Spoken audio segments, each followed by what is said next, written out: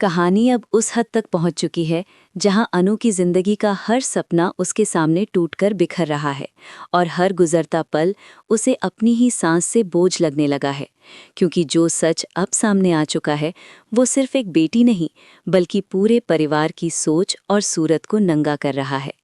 अनु, जो बचपन से ही अपनी खामोशी को अपनी ताकत बनाकर जीती रही, जिसने माँ बाप के हर फैसले को बिना सवाल अपना लिया, आज उसी घर में सबसे ज्यादा जलील की जा रही है। आर्यावर्धन के लिए उसका प्यार उसके लिए एक नई शुरुआत था, एक ऐसी दुनिया जहां भरोसा और इज्जत थी। लेकिन गोपाल और पुष्पा के लिए वही प्यार समाज के डर और बदनामी का सबसे बड़ा सबब बन चुका है।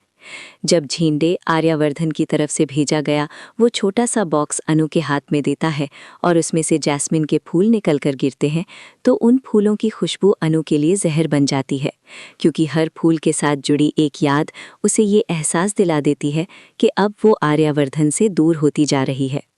इसी दर्द के बीच जब ये सच सामने आता है कि अनु माँ बनने वाली है, तो उसके लिए ये खबर रहमत नहीं बल्कि सबसे बड़ा इल्ज़ाम बन जाती है।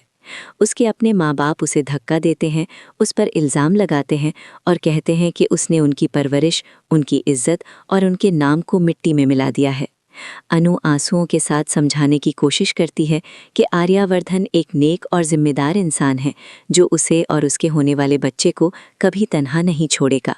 लेकिन कोई भी उसकी बात सुनने को तैयार नहीं होता। परिवार का दबाव, समाज के ताने और रोज़-रोज़ की जिल्लत अनु के लिए जीने का हर रास्ता बंद कर देते हैं और उसे मजबूर कर देते हैं कि वो अपना प्यार, अपना सपना और अपनी पहचान सब कुछ खुद ही ख़त्म कर दे।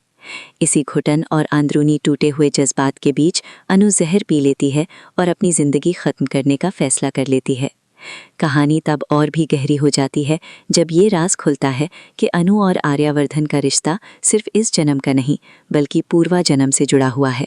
जहां अनु राजनंदिनी थी और अधूरी मोहब्बत का दर्द आज भी उन दोनों का पीछा कर रहा है।